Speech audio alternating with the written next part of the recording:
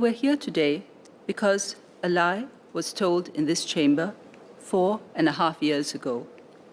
That lie led to another, and another, and yet another, and then to an inquiry by the Committee of Privileges, or the COP, where more lies were told, this time under oath. This resulted in a referral to the Public Prosecutor, or PP, and eventually to charges in court for offences under the Parliament, Privileges, Immunities and Powers Act of 1962, or the PPI-PA. Last month, on 4th December 2025, the High Court upheld Mr. Pritam Singh's conviction by the District Court on 2 counts of lying before the COP. The District Court also found that Mr. Singh had guided Ms. Raisa Khan to maintain her lie to Parliament, confirming the COP's findings. Now, the matter has come full circle back to Parliament. Mr. Speaker, this is a serious matter. The misconduct in question is not trivial. It involves multiple lies to different persons at different times, guiding a junior MP to do the wrong thing and a failure of leadership. This case shows a failure of leadership on the part of Mr. Singh. First, if Mr. Singh had told Ms. Khan to come clean when she first confessed her untruth to him in August 2021, the entire matter would have taken a very different course. Yes, it would have been inconvenient and uncomfortable to disclose the truth then. The WP had just won their second GRC in Sengkang in the 2020 general election, and Ms. Khan was a member of the WP's Sengkang team. But the consequences would have been nowhere as grave as what followed Mr. Singh's telling Ms. Khan to take the untruth to the grave. It is precisely at such moments where leaders are tested and where leadership matters. And as we have seen, the contrast between Mr. Singh's approach and Mr. Loh Tak Yang's leadership. Second, there was a failure to take responsibility. After Ms. Khan told the untruth, she knew she was in trouble. She asked Mr. Singh for advice as her party leader, and because she regarded him as her mentor. Mr. Singh told her to hide the untruth. He guided her to continue with the untruth. Yet, when the truth came to light, he did not admit his complicity. Instead, he disowned her actions and later sat in judgment of her conduct while concealing his own role. Third, Mr. Singh refused to acknowledge the impact of the original untruth on the police. He said no wrong had been done to the police by reason of the false claim and questioned the amount of work the police had done to investigate the false claim. He dismissed the work the police had put in and the diversion of public resources with the comment that the police is not a, quote, broken back organization. The police had to comb through more than 1,400 sexual assault and related cases from 2018 to 2021 to investigate the false claims. This led to delays in handling other matters and cases. Mr. Singh could easily have prevented all this by urging Ms. Khan to tell the truth the moment she confessed to him. Some may ask, the court has already imposed a fine. Isn't that the end of the matter? Why must Parliament act? Sir, the answer is that the court has dealt with the criminal offences. We are not asking to impose further penalties for those offences or his other misconduct under the PPI-PA. But the matters in the court judgment and the outstanding matters in the COP report still affect Parliament, and Parliament must take a view. The untruth which gave rise to the offence occurred in Parliament. The lies were told to a committee of Parliament. The conduct and conviction of Mr. Singh reflect directly on Parliament. Parliament must decide whether such conduct is acceptable for an MP, and in this case, the leader of the opposition. Following the High Court decision, Mr. Singh has not shown any remorse, accountability, or acceptance of responsibility. Nor has the WP expressed its view on the matter. It has announced some proceedings that are still in progress, but its dilatory response contrasts sharply with its swift actions in previous cases. It is strange that the WP could act so decisively in the cases of Ms. Khan and Mr. Pereira, where there were no court findings on their conduct. Yet now, in a far graver case of dishonesty and lying, it needs 4 months to figure out the import of the court's clear judgment of Mr. Singh. Speaker. Ms. Lim, you want to raise a point of order? Yes. Earlier you had advised all members to stick to the matters involved in the resolutions. I wonder what the leader has been saying. What has it got to do with the resolutions? Leader, first I want to say that I think I have made those remarks, and I've said that only with reference, we're not questioning the decisions of the court, but with respect to setting out the context, those can be cited. Yeah. So my point is that the leader is now touching on what the Workers' Party is doing to follow up on the judgment. So I wonder what that has got to do with the resolutions. Leader. I thank Ms. Lim for her clarification. My point is timing, and the point is what I was getting to, which is that while I understand that this is what the WP is doing, Parliament cannot wait on the WP. Nor should our view depend on the WP's internal deliberations. Mr. Tiong. Mr. Speaker, I rise on a point of order under Standing Order 56. The leader has stated that Mr. Singh has lied to the courts and lied to Singaporeans. The court conviction was specifically for lying to the COP under oath. No perjury charge was brought. These characterizations impute improper motives beyond the court's actual findings. I ask that the leader confine her remarks to what the court actually found. Leader. Mr. Speaker, I thank Mr. Tiong for his clarification.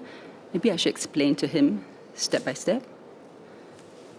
If a statement is made to the court and the court finds that that is not true or rejects it, it must follow, as a matter of logic, that what was told to the court is not the truth. Now, the court can decide whether or not it wishes to proceed with perjury, but the court does not have to do so. But the point I'm making is that what was told to the court, if untrue, must follow it that it is a lie. It's just a matter of logic. If I may be permitted to continue, Mr. Speaker. As I was saying, Parliament cannot wait on the WP, nor should our view depend on the WP's internal deliberations or on whether Mr. Singh's actions convene the WP Constitution.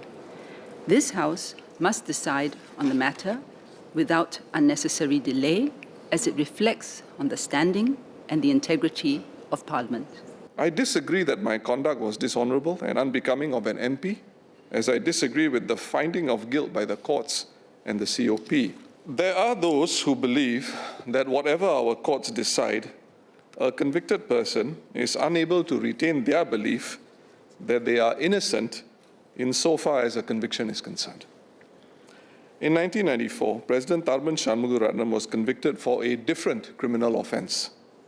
The President, who opened this very session of Parliament only some months back, was asked about this in an interview with the online news channel Mothership just prior to his election victory in the 2023 presidential elections. He said in response to his conviction that, I quote, "They got the wrong man," unquote. A criminal conviction does not negate one's right to assert innocence. A finding of guilt by the courts did not undermine the President's personal view of his conviction. In my case, my conscience will always be clear insofar as my conviction on both charges is concerned. However, as I iterated in my public remarks after the judgment was given, I take full responsibility for not responding quickly enough to correct Khan's lie in her speech on women's empowerment in Parliament on the 3rd of August 2021. In fact, this was not the first time that I had taken responsibility to this effect. I had done so in similar terms publicly 3 times before. First at the COP itself, next at the debate on the COP report, and finally at the trial court. The leader of the opposition appointment is not a constitutional or statutory one. I have never operated on the assumption that the leader of the opposition appointment is a given, nor have I hankered for it. I have done my best to work with my colleagues to advance the interests of Singaporeans with the Workers' Party as a responsible opposition through the office. We are all human and we all make mistakes. We may commit errors of judgment, maybe even serious ones. The true test of our character lies not in our failings or what we may have done on our worst day. It is in how we respond, whether we are able to openly acknowledge our wrongdoings, show genuine remorse and contrition, not seeking to lay blame elsewhere. In this motion, members are asked if we agree that Mr. Pritam Singh's conduct was indeed dishonourable and unbecoming of a Member of Parliament, and that his continuation as Leader of the Opposition will undermine the standing of Parliament and public confidence in the integrity of our political system. I invite Mr. Pritam Singh to reflect on his own conduct and indicate if he would be the first to agree that he has indeed fallen below the standards that should rightly be expected of him, and whether he would respond appropriately by voluntarily agreeing to give up the position of Leader of the Opposition. It would be the clearest sign he could offer this House that he has indeed learned the error of his ways, and he acknowledges that the trust and respect that comes with the position of the Leader of the Opposition is one that he now has to work hard to earn back. It bears highlighting the differences between the present case involving Mr. Singh and previous instances when MPs have misconducted themselves and had resigned. Mr. Singh's case is unlike the other instances where the MPs themselves admitted their wrongdoings. Mr. Singh has maintained his innocence, contested the charges, and appealed against his conviction. The court has, however, found him guilty, and his conviction has been upheld on appeal. Sir, the motion proposed by the Leader of the House does not just ask this House to express its disapproval, but also seeks to initiate a removal of Mr. Singh as the Leader of the Opposition. Given the different circumstances of Mr. Singh, the question that arises is whether Parliament should subject Mr. Singh to a further punishment by initiating a removal of him from his position as the Leader of the Opposition. Is this necessary? Or is this a political exercise? I urged that all of us in this House see each other as fellow Singaporeans who are not enemies but competitors, who had common cause in serving fellow citizens through this House. I emphasize our duty to ensure that this House serve the interests of citizens outside the House. So I believe this motion today does not serve Singaporeans, but is a party political exercise. And I can foresee that our Parliament will slip further down the rule of law rankings on the factor of being able to effectively check government power. In July 2023, Mr. Tan Chuan-Jin resigned as Speaker over an affair with a sitting Member of Parliament. The Prime Minister had known since late 2020, nearly 3 years. For nearly 3 years, the Speaker presided over this House, ruling on members' conduct, maintaining order, while in an affair with a member that he presided over.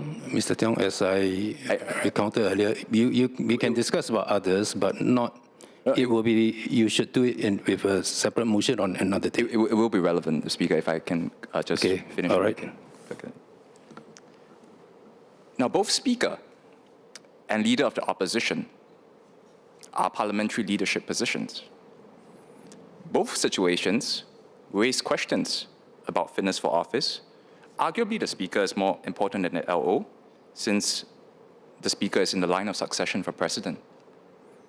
Yet Parliament was never asked to judge Mr. Tan Chuan-Jin. No motion, not in 2020, not in 2021, not in 2022, not before his resignation, not after. Nearly 3 years of silence, and then a quiet exit. but not before calling my honourable colleague an effing populist. Mr. Singh faced the courts. He was convicted, he paid his fine, the legal process is complete. Now Parliament wants its turn. Mr. Tan faced nothing, no court, no conviction, no fine, and certainly no motion. So the member who faced nothing gets a quiet exit, and the member who already faced the courts must now face Parliament as well. So if this motion represents the proper standard for addressing misconduct by parliamentary leaders, why was Parliament never asked in those 3 years to judge Mr. Tan Chuan-Jin? Which is the highest standard of accountability? And what justifies a motion for Mr. Pritam Singh of the WP, but not Mr. Tan Chuan-Jin of the PAP? So just a clarification, because Mr. Cheong said no fine. Is it Mr. Cheong's position that you should have fines for extramarital affairs, that those are criminal offences? The question is about fitness from parliamentary office, and that's what this motion is about. The Workers' Party is vastly outnumbered in this House. There are 12 Workers' Party MPs in this Parliament compared to 87 People's Action Party MPs. The outcome of this motion may be a foregone conclusion due to the mathematical reality of this House, but the moral weight of the decision rests on every member. Regardless of Parliament's decision, the Workers' Party will continue our work on the ground. We will let our commitment to our service to our constituents speak for themselves. Ultimately, it is for the voters to decide on the representatives they want serving them. I think both sides of the House would agree that the office of the Leader of the Opposition comes with great responsibility, which arises out of a position of trust. Trust that he would be truthful at all times. Trust that he will act honorably and with integrity. And trust that when tested, the strength of his character will hold firm. From the office of the Leader of the Opposition, Singaporeans rightly demand the highest standards, to lead by example and to define the tone and tenor of how the opposition conducts itself in Parliament. How the Leader of the Opposition conducts himself also directly influences public's perception of our entire parliamentary system. Therefore, Mr. Speaker, it is imperative that the Leader of the Opposition conducts himself with honor and integrity and adheres to the highest ethical standards, not only for himself, but also for the office he holds, for the Parliament he is a part of, and for the people this Parliament serves. I'd like to ask a clarification of the member who just spoke, Dr. Syed Harun. For the last few minutes, he's been pontificating about integrity and institutions in English and Malay, in flowery language. I'd like to respectfully ask him how he sees his own position. If I recall correctly, in 2023, he came in as a nominated MP, and that was on the basis that he was a non-partisan person and supposed to fulfill his term as such. But he resigned prematurely, and now it turns out that it was in preparation for the general election to run as a party candidate. So, does he see any issue with that in terms of integrity and institutions? I will allow for this, but going forward, we should not be discussing. This matter is not relevant, actually. But SPS Harun, you may choose to reply.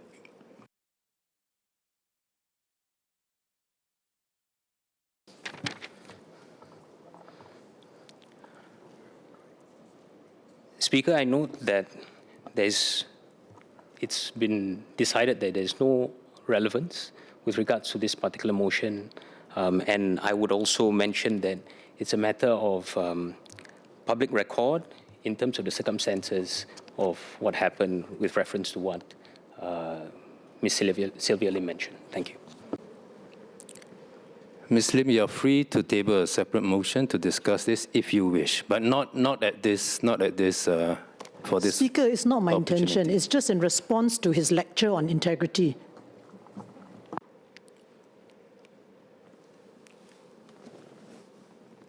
SPS Syed Harun.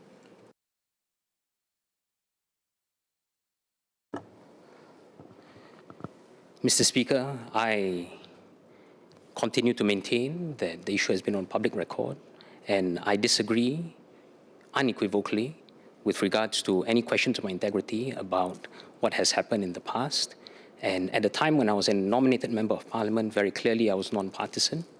And at this point of time, I'm quite clear in terms of my thoughts about integrity, and I stand by what I've just said. I note that all members of the Workers' Party who spoke on the substantive speeches made it a point to thank their supporters and their constituents and all the people who have faith in you, who have shown you support, and who have basically cheered you on. It is good that the opposition in Singapore has such support. But the flip side is also true. If people give you such unstinting, warm support, you should not let them down. You should, when in Parliament, uphold principles of integrity and values, because Singaporeans deserve a good opposition. Singaporeans deserve an opposition who will uphold the rule of law, who will observe due process, and who will respect the integrity of our institutions. But have the WP served their supporters well in the positions that you have taken today? I very respectfully say the answer is no. The position taken by the leader of the opposition and the Workers' Party members who have spoken is disappointing. The sum total of their position today has really been that, you know, the rules don't apply to us. And let's make a little point here.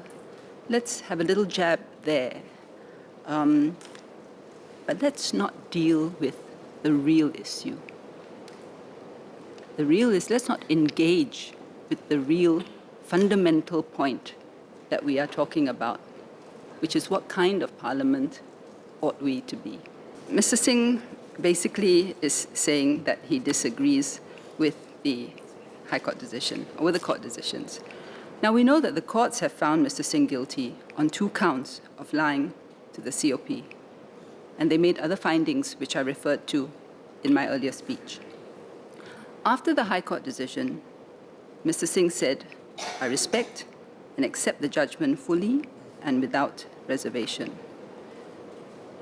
On the face of it, accepting the judgment should mean that he accepts the verdict.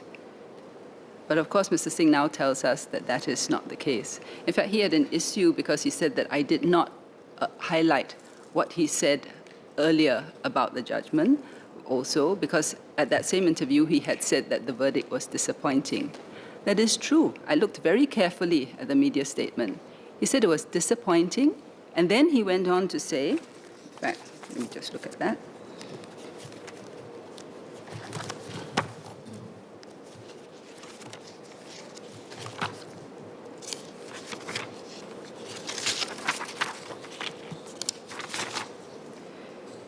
He went on to say that, "I've always had deep respect for the independence, rigor, and professionalism of the courts." He said that while he was disappointed with the verdict, he respected and accepted the judgment fully and without reservation. Actually, at that time, he never said that he disagreed with the verdict. He just said it was disappointing. And there's a big difference between saying that something's disappointing and saying that you disagree with it. But on record, he had said it was disappointing. Then he went on to say that he respected and accepted the judgment fully and without reservation. But today, he comes to Parliament to say that actually what he really means is that he just, accepts that the courts are there, but he doesn't agree that they're correct. And earlier, of course, you'll notice when Mr. Speaker made his ruling, Mr. Singh also said that it was disappointing, but he accepted it fully and without reservation. So I think we all know today that when Mr. Singh tells you that he accepts what you say fully and without reservation, he means you're wrong. We cannot endorse dishonourable conduct or ignore the court judgment. And we cannot talk about a first world parliament and effective checks and balances if fundamental values of honesty, integrity, and accountability are not upheld. As MPs, we have a solemn duty to make sure that politics in Singapore remains upright and honourable.